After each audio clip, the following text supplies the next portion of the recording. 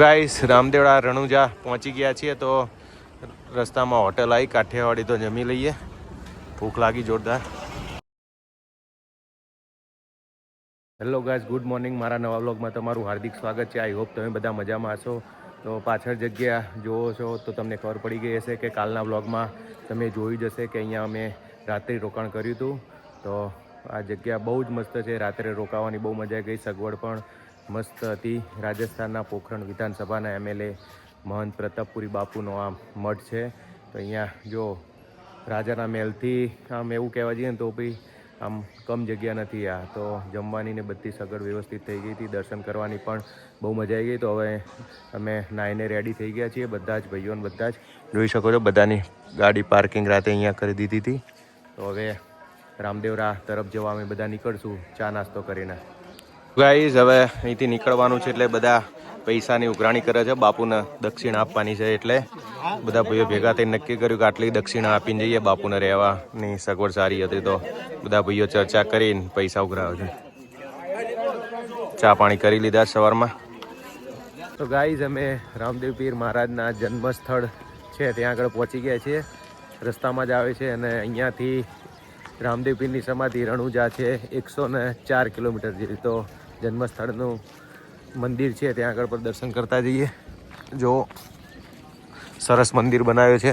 મંદિરે પહોંચી ગયા છીએ. પપ્પા ને ફઈ ને ફુવા ને મોટા બાપુ ને બધા છે જોડે. દર્શન કરી લઈએ. શું વિચાર છે? પહેલા દર્શન કરવા નહીં જાવ? ખાવાની વાત કરો. અહીંયા જ્યાં પછી તમારે પાછું વળવાનું જ છે. એવું એમ? ગાડી પાછી વળે તો સારું. લખું લખી લો. પપ્પા કે બહુ ભીડ હશે. પહેલા કે ગાડી પાછી વળે તો સારું. પહેલા ભોજન પછી ભજન. જોઈ વિચાર્યું કે જે રણુગામ હું તમને ચોખ્ખો કહું છું. મારો વાત ના કાઢ. તો ગાઈસ જમી લીધું અને પછી રામદેવડા જઈને પાછા આવી ગયા. કારણ કે ખૂબ જ ટ્રાફિક પણ ખૂબ જ છે. 200 રૂપિયા પાર્કિંગના છે અને 2.5 કલાકની લાઈન છે દર્શન કરવાની. તો 2.5 કલાકમાં તો અમે સુંધા માતા મંદિર પહોંચી ગઈએ 3 કલાકમાં. તો ખૂબ જ ટાઈમ બગડ્યો હતો. તો રામદેવ પીરની ધજાના દર્શન કરી લીધા અને ખાવાનું કંઈ બરાબર નહોતું. તો પછી જ્યોતિર માટે તો એના હાઇડેન્સિક બિસ્કિટ મળી ગયા. તો એ બિસ્કિટ જ્યોતિર ખાઈ લે છે ને બેટા. તો ગાઈસ રામદેવરાથી પછી સીધા હવે અમદાવાદ જવા નીકળીએ છીએ, ઘરે જવા. કારણ કે કાલે વિરમગામ જવાનું છે. મારે કામ આવી ગયું છે એટલે આ ભારત માતા પ્રોજેક્ટ અમૃતસર જામનગર હાઈવેથી સીધા પછી પાલનપુર થઈને બોપલ ભેગા. બરોબર ને પપ્પા? બરોબર. ભારત માલા પ્રોજેક્ટ 1 નંબર રોડ બન્યો છે. જમ્મુ છે ચા પછી આપણે પાલનપુર રાતનું ત્યાં. ઓકે.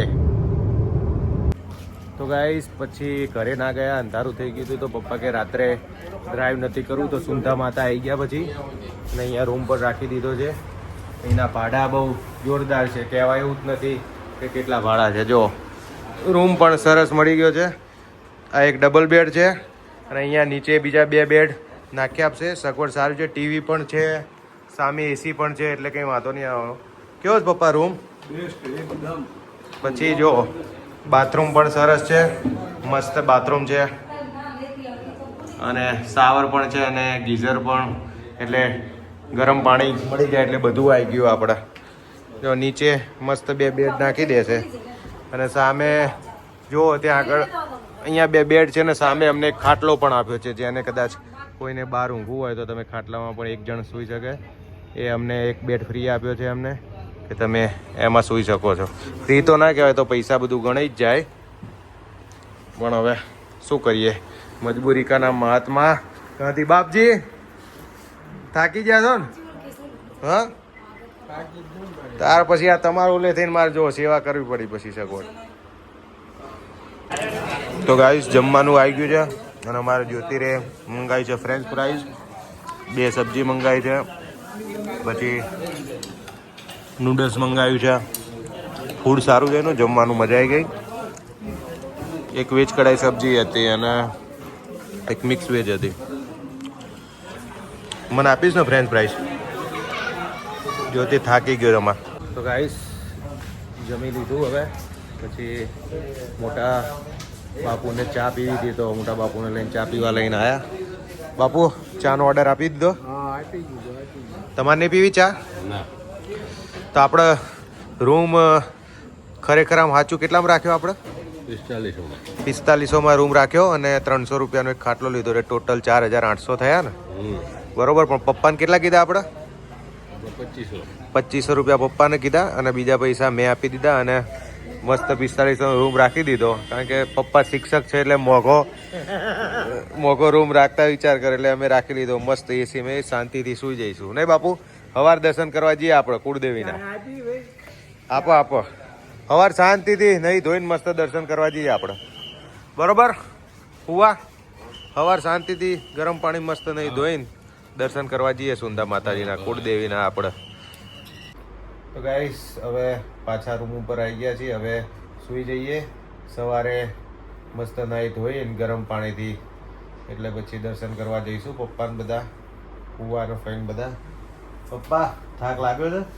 તો જબરો થાક લાગ્યો છે. બેસી એટલો થાક લાગ્યો છે. કેટલું ગાડી કેટલી ચલાવી? 650 કિલોમીટર ગાડી ચલાવી. આટલી બધી ના ચલાવાય. આજનું ટોટલ ડ્રાઇવિંગ 650 કિલોમીટર એ પણ મેં એકલા જ કર્યું છે. એટલે મને તો એટલો જોરદાર થાક લાગ્યો ને કે સવાર મસ્ત 7-8 વાગે સુધી સુઈ રહ્યું છે. પછી દર્શન કરવા જઈશ માતાજીના. જોટલો ઊંઘી ગયો જો. જ્યોતિર્ન જો મસ્ત. એને એસી વગર ઊંઘ આવતી જ નહીં એટલે ભાઈ એસી વાળો રૂમ લેવો પડ્યો. કારણ કે ઘરે રોજ એસીની આદત છે એને. ગાઈસ સુઈ જઈએ અને સવારે વહેલા માતાજીના દર્શન કરવા જઈશું. આજનો વ્લોગ તમને પસંદ આવે તો લાઈક કરો, કોમેન્ટ કરો, શેર કરો, ચેનલને સબસ્ક્રાઈબ કરો. મળીએ નેક્સ્ટ વ્લોગમાં. ત્યાં સુધી આવજો. જય માતાજી.